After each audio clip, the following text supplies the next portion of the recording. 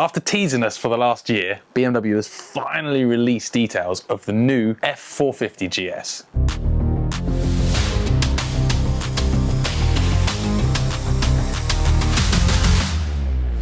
A parallel twin, small capacity adventure bike with GS styling, genuine off-road potential, and all the usual BMW refinements in terms of electronics, spec, and usability. It's a properly exciting bike, but it's not the first time they've built a 450, is it? Those of us who've got good memories remember when they built the G450, a mad enduro bike with a concentric swinging arm on the front sprocket and all those hallmarks of BMW's slightly wacky thinking and approach to designing motorcycles. Of course, this was a competition bike. It was quite good as a rally bike. It was a little bit clumsy as a competition enduro bike, but a brilliant and interesting and exciting thing that they built when nobody expected them to.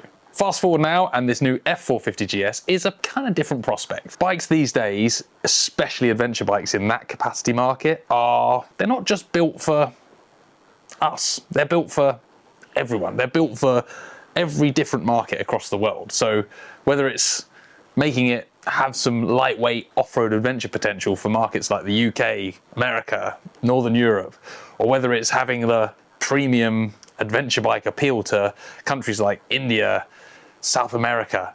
They're trying to do all that in the same package on the same bike, which makes them come out very differently to exquisite competition enduro bikes like this. It also makes them come out at a much more affordable price, which is more interesting these days as the top of the range bikes get more and more exclusive and harder to achieve for your average rider. The injection of technology and effort and interest into the affordable motorcycle market can only be a good thing. Let's not forget, for years manufacturers have been telling us how they're going to attract new young riders to the sport and get new riders in by taking pictures of motorcycles in front of walls of graffiti and having people skateboard past them. That's always their approach, but they finally realised that actually what will get people on bikes is making them cool, fun, and most importantly affordable. That's the key. If a bike is cheap to get on, more people will buy it. Money's not sexy, but money is the thing that limits most people to having a motorbike. So the F450 GS, let's have a look quickly first at what bike this kind of replaces. It won't really replace the G310 single, that's their sort of very, very entry-level bike, but I always see this bike as a replacement for the long-running F650 series and the G650 series. Those parallel twin and single cylinder middleweight adventure bikes that BMW produced 10 years ago were tough, reliable, and really good long distance bikes. They were never meant to be hardcore off-road bikes. They would take it, believe me. I've taken them some ridiculous places. They've been turned into Dakar bikes, they've been rallied, abused. Now fast forward to this bike, and I think the design brief should really be the same, especially for us riding them in Northern Europe, but also for the people that are riding them in India and South America. These bikes are gonna get used off-road. Gone is that old kind of whimsy of, oh yeah, we'll make it look like an off-road bike, but really we know they're gonna get used on tarmac, because more and more and more people are taking their adventure bikes and using them for an adventure, taking them off-road. Even if it's once a year at the ABR show, they want that performance, they want that ability to go off-road, and they don't want the bike to break the first time they chuck it on its side. In this new bike is a parallel twin engine with twin overhead cams, a chain-driven camshaft. Well, one of them's chain-driven, the other's gear-driven from the first. I'm going to go deep into this and it's going to be really boring. Stop. No more tech, Chris, please. If you want to know all the nerdy details, go and look at the BMW's press pack. Essentially what BMW's done with this engine for this bike is made a 135-degree crank offset, which gives it a bit more of a brum brum than a ring ring, if that makes sense. There's a bit more of a thrum and a bit more character to it. They put a single balancer shaft in there as well to try and stop it buzzing your fingers to pieces on the motorway. Again, you can read all you like on paper, you can compare bores and strokes to the Kawasaki and the CF Moto, and you can do all that, but honestly, the proof will be in the riding it. If it was easy enough that you could just look at it on paper and make the exact engine you want, all engines will be identical. So I think it's important not to read too much into it. That said, it's got 48 horsepower and 43 newton meters of torque. Interestingly, slightly less peak power than the CF Moto claim, but not by enough for me to trust their spec sheets without putting the two bikes on the same dyno. And the torque comes in slightly later than the CF Moto, which maybe that is worth reading into. Maybe it does mean it's going to be a slightly revier engine than the one we've got in the CF Moto 450 MT. But again, I kind of would urge that anyone making these conclusions based on data they've read off of spec sheets, there's no substitute for riding the thing. That's going to be when we find out exactly what they've done with the motor and how it rides in the bike. There is a really interesting new feature they've included as standard on the GS Trophy bike and as an option on the others, which is the Easy Ride clutch. If you have been in enduro and off-road world at all, you might have heard of a thing called a recluse clutch, which is an aftermarket accessory you can fit to an enduro bike, which means you keep a clutch lever, but effectively you have a centrifugal clutch, so an automatic clutch on your regular gearbox. How does that actually work in practice? Well, basically, if you can leave the clutch lever out, start the engine, just click the bike straight into gear, and the bike effectively is holding the clutch lever in for you, but inside the engine. Then when you pull away, the weight's on the centrifuge spin out, and that engages the clutch much as it would if you release the lever yourself, and you ride away. Then as you go up and down the gears, with the Shift Assistant Pro, the dynamic quick shifter type thing, you can just tap up and down the gears as normal. Then when you come to a stop, as you stop, the centrifuge weights drop in, that releases the clutch, or the same as you would pulling the lever in, and you stop. They've left the lever on there for good reason, because it means that if you're riding off-road and you want to pop the clutch to lift the front wheel over something, pop the clutch to make the bike power slide, you retain that ability. So you retain that control that you get with a normal clutch, but the bike won't stall when you stop, and the bike will help you pull away on tricky hill climbs. So it's sort of the best of both worlds. It gives you the ease of use and the kind of lifesaver features of having an automatic clutch, on top of having the clutch there for the extra bit of control when you want and need it. Now, in practice, these systems can work really, really well, or they can be a pain in the backside, and they're very sensitive to how well they're set up. Now, given that this is a productionized version of this recluse aftermarket type clutch, this productionized one will have had hours and hours of development testing. So BMW's settings in the bike should make it work really, really well, match the character of the bike. And one thing they've been specific of pointing out is it doesn't immediately effectively pull the clutch in when you shut the throttle. If you're ever in the scooter where you shut the gas and it feels like you've got no engine braking, the thing coasts on, well, this won't do that. This clutch system stays engaged until you've basically got down to idle, and then it pulls the clutch in for you. So in theory, it should work really, really well. It should aid riding, but not take control away from those who want that extra bit. I'm intrigued to see if they've got it set up right. If they have, it will be a fab little system.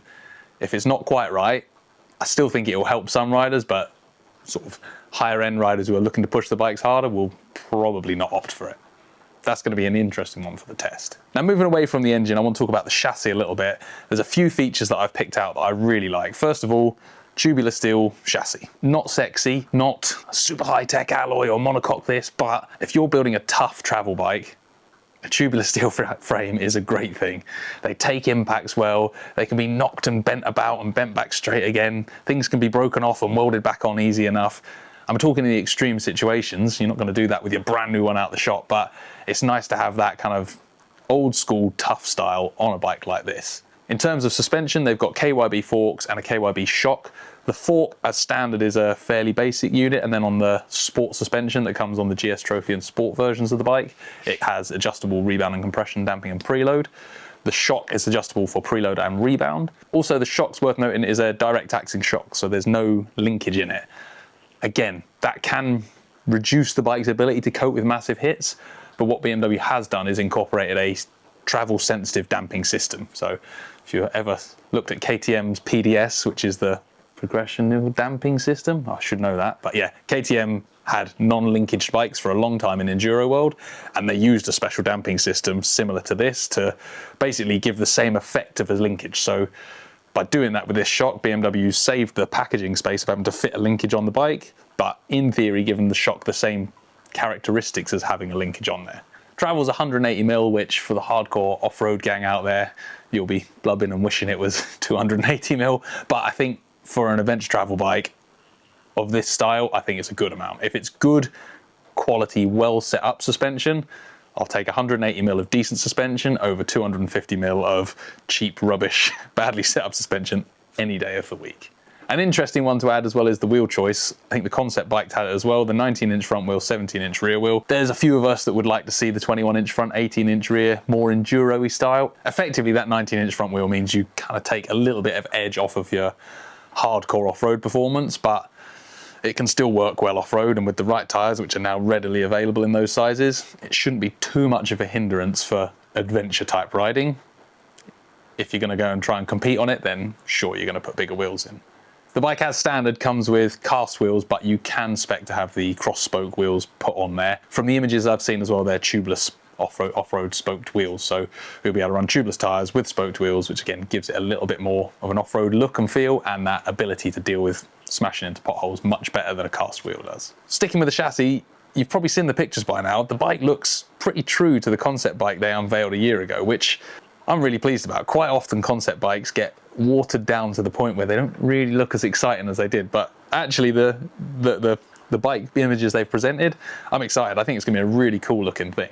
They've managed to get it looking flat seat enduro rally spec. They've managed to keep a sensible seat height, 845mm as standard, 830 with the low seat option, but it's still got that kind of flat seat rally look about it, which I really like. And if you go through all the accessory catalogs, you can kind of do the same as you can do on a 1300 GS. You can turn it from a super compact, stripped down enduro-y looking thing all the way through to a big screen, comfy, luggaged up touring bike.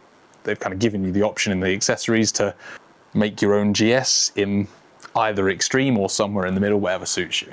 As you'd expect from BMW, and to be fair, most manufacturers these days, there's a fairly comprehensive electronics package, 6.5-inch TFT screen, which has the ability to get media and phone use on there without any app. So you just connect your phone and it'll let you do phone calls and music through the dash, which is super helpful. If it's like the BMW systems we've seen on previous models, it should be super easy to use and pretty clean and not too fussy on the screen. So I've always liked the way they set their dashes up. It's a personal preference thing.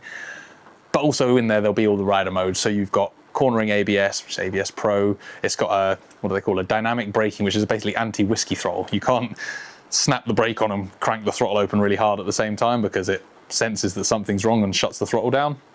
Not so easy if you want to do rolling burnouts. You have to work out the way around the system, but yeah, they've got a few clever things in like that. With the rider modes, they're enduro, ABS and traction control. Generally on all their other bikes has been really, really impressive. Be interesting to see how well it works on this one, but BMW normally does a good job of having a specific map for the off-road ABS and traction control that actually helps off-road. So as long as they've stuck by that form, this bike will have really helpful off-road electronics and of course the ability to turn them off and do some more skids. Finally, on the subject of chassis and spec sheets, 178 kilo wet weight. That's the DIN spec wet weight, which is 90-something% full fuel, but 178 kilos. That is properly impressive, and that's something that Adventure World has been crying out for, is getting bikes away from this 200 kilo mark, getting them down. And a 450 parallel twin adventure bike under 180 kilos. Good job BMW. That of course will translate into lots of things. Easier to pick up, easier to throw around, more fun, springy handling, better for doing jumps, better for doing skids and wheelies, but lightweight is just a generally helpful thing in adventure bikes. It's not as important sometimes as how that weight's distributed, but being light is definitely half the battle, and it's going to mean it can compete with things like KTM's new 390 Adventure and of course the CF Moto that's been the talk of the town for the last year or so. One thing that's absolutely worth mentioning about this bike is the price. It's become a bigger and bigger thing. There's so many cheap bikes coming in at the bottom end of the adventure market. All the established manufacturers are kind of having to manage their expectations with prices a bit. And BMW, who've never been a budget manufacturer, they've never been a make them cheap, sell millions. This one's come in at 6,990 for the base model and 7,760 for the GS Trophy with the fancy Easy Ride clutch. I think that's mega. I think that's really good value. And if the bike rides as well as we're hoping, I think that's going to be a properly mega little bike for the money. They're available spring 2026, so hopefully we'll get exact dates later this year, maybe at the NEC, but yeah, that's going to be a really exciting thing. It's not a G450 competition bike, but it should be a really good fun, lightweight adventure bike with some genuine ability to be hammered and abused off-road. And hammer it and abuse it we will.